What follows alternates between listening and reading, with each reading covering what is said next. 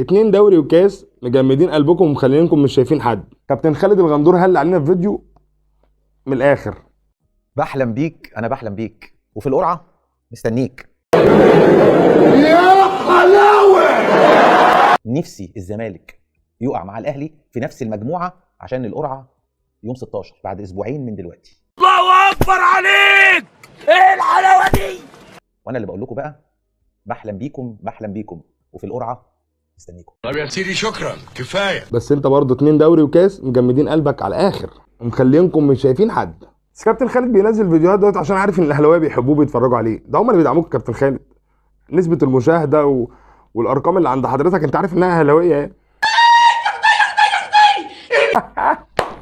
يبقى في بقى ايه، عارف انت القط وخناقه لازم يبقى فيه شويه نكش كده.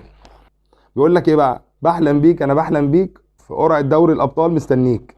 بأمارة يا كابتن خالد.